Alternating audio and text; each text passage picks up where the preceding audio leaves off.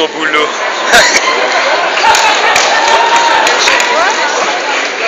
Elle a 14 ans. Ça fait tellement plaisir de voir que même les gens qui sont fait chier applaudissent. Gros avantage de mouiller sa chemise les 3 dernières minutes. Ceux qui sont bien pendant 1 heure, ils finissent par faire ah, ok. Pour la transpi. Tiens, j'aimerais qu'on applaudisse très fort quelqu'un qui ne s'appelle pas du tout David et qui fait très bien son boulot. Massimo à la régie, s'il vous plaît.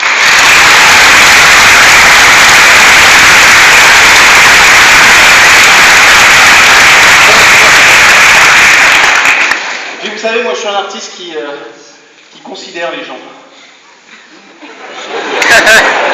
Ici, dans cette salle, il y a des gens qui ont travaillé pour monter la scène, qui ont aidé Massimo. Voilà, des gens à la technique, tout ça, ça se fait pas tout seul. Ces gens-là, évidemment, moi je vais les voir, je connais leurs prénoms, etc. Mais en même temps, c'est la corporation de David, alors je voudrais pas lui enlever ce privilège-là. Est-ce que David, tu peux dire les prénoms des gens qui ont travaillé avec toi? C'est normal? David? Non, sérieux? Oh oui, oui, je savais. Donc David? Voilà, exactement.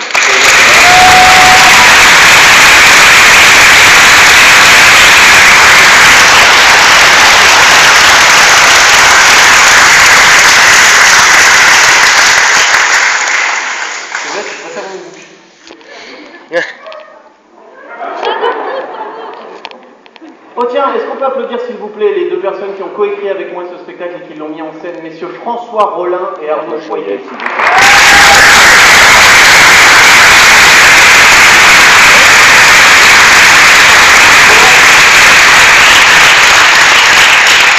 Deux petites précisions avant de partir. L'histoire que vous avez entendue ce soir, l'histoire que je vous ai racontée est une fiction. Ça n'existe pas. Non, je précise ça parce qu'une fois, je vous jure que c'est vrai. Je vous jure que c'est vrai. Il y a une dame qui vient me voir à la fin de ce spectacle avec une tête d'enterrement et puis elle me fait ça va. Quelle histoire. Oh, vous avez beaucoup de courage, Patrice. Moi, c'est Patrice. Elle va me voir à la télé, maintenant elle va se dire mais quel connard celui-là. Il s'est bien foutu de moi. Non, évidemment. L'histoire n'existe pas, vous en êtes douté, je ne m'appelle pas Patrice Valenton et Rémi n'existe pas. J'ai un meilleur ami, hein, bien sûr, hein, mais il ne s'appelle pas Rémi. Non. Il est mort, hein, bien sûr, hein, mais il ne s'appelle pas Rémi. Non, c'est pas Jérémy Ferrari. Non, Jérémy Ferrari n'est pas mon meilleur ami. Attention, me faites pas dire ce que j'ai pas dit. Hein. J'adorerais que Jérémy Ferrari soit mort, c'est pas la question.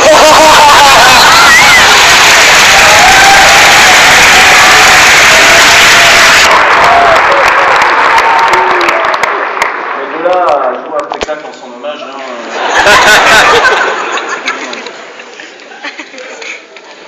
Bon, vous savez, comme toujours en Belgique, vous m'êtes tellement sympathique. Moi, je resterai bien encore sur scène 1 heure. Mais le problème, c'est que d'une part, j'en ai pas envie. Et non, c'est pas ça. C'est que j'ai plus rien en stock à vous raconter. Ah tiens, je vais faire un truc que je fais pas d'habitude, qui va nous permettre de rester ensemble quelques secondes encore. Je vais d'abord vérifier que je peux le faire. Oui, c'est bon. C'est quelque chose que je fais normalement après que vous soyez sortis de la salle.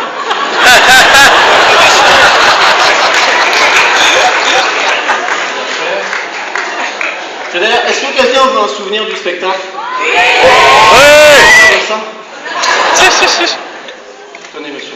Pour le petit... Non, il y a un petit jeune homme, c'est pour ton petit frère, tiens. Voilà. N'essaye pas de le rallumer, jeune homme. Hein. Quelqu'un veut ma bouteille? Ça, c'est vraiment, alors là, c'est vraiment du racolage de dernière minute.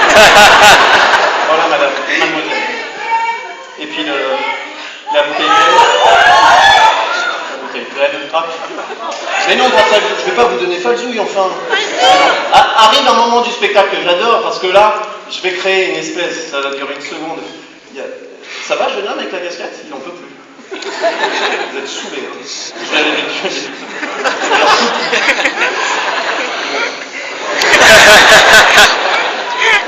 Et ça continue. copine à côté qui a pris la bouteille, il l'a regardé comme ça.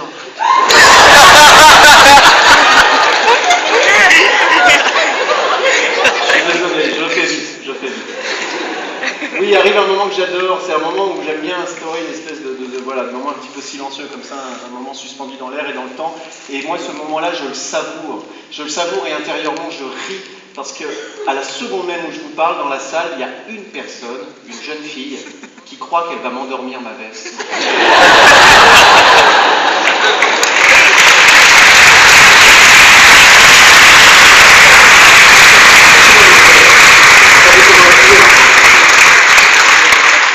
Bon, et ben voilà, il reste plus qu'à m'en aller.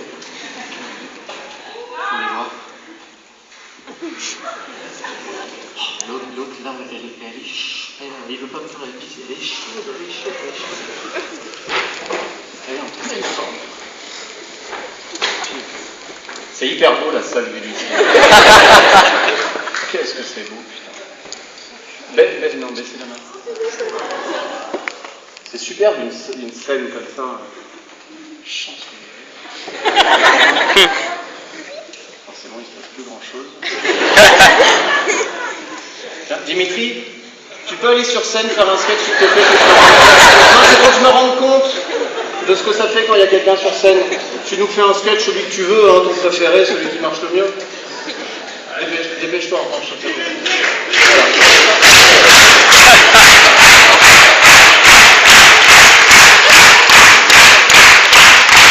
Ah ouais,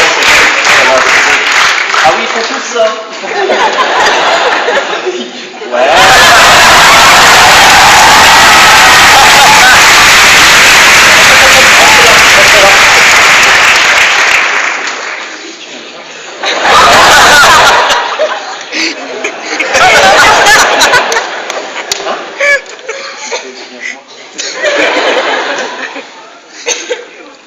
Quoi? Tu l'as en DVD?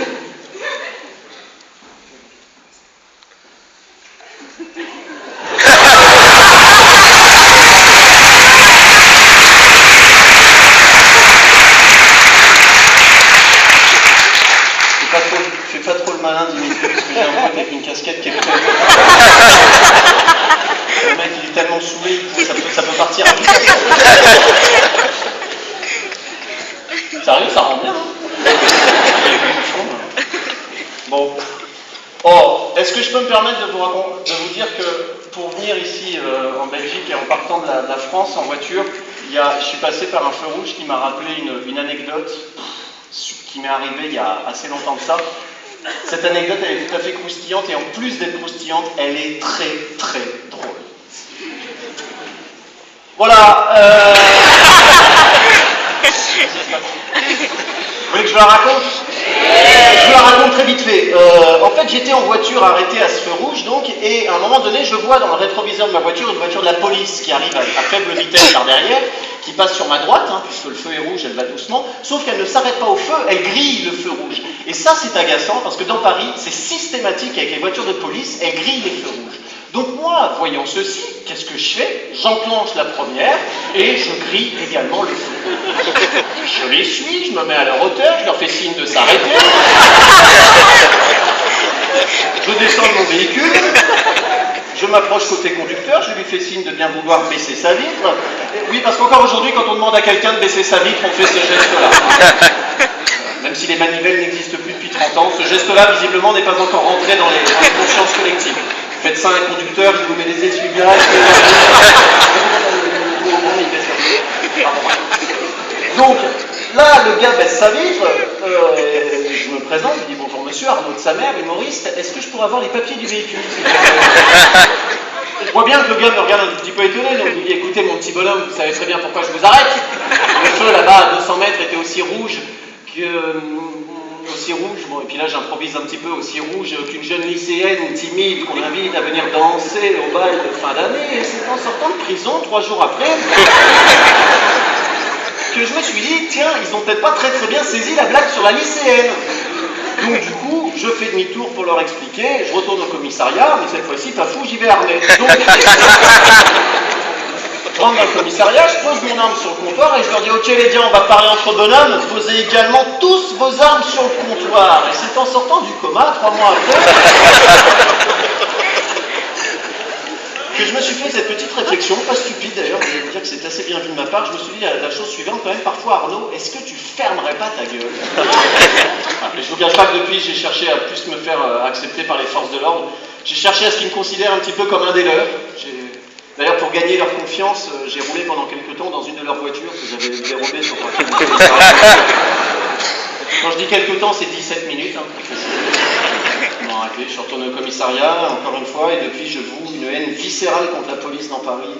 D'ailleurs, j'ai commis l'irréparable il y a quelques semaines de ça. C'est pas très malin de ma part de m'en vanter, mais j'ai été en voiture dans Paris, je vois un camion de la police, et là, j'ai craqué, j'ai ouvert le toit ouvrant, et... Enculé! Tu les vois, ces deux-là?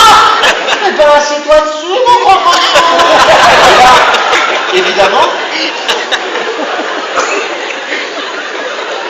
Évidemment, pour pas me faire arrêter, pour pas me faire gauler, j'ai immédiatement donné un grand coup d'accélérateur avec le pied droit. Mais le problème, c'est que j'étais côté passager, c'est ma mère qui a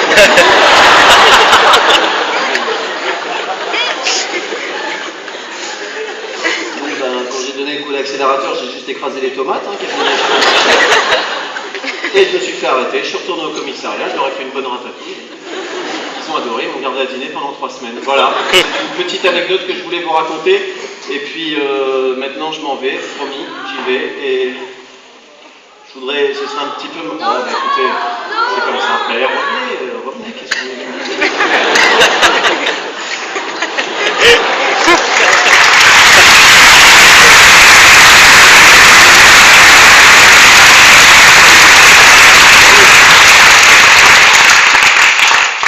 Les personnes qui ont envie de partir, qui sont contentes que ça s'arrête maintenant, vous donnez un bisou au monsieur à casquette. Parce que c'est à cause de lui que je m'en vais maintenant. Pour ceux qui en voulaient encore, vous lui mettez une gifle.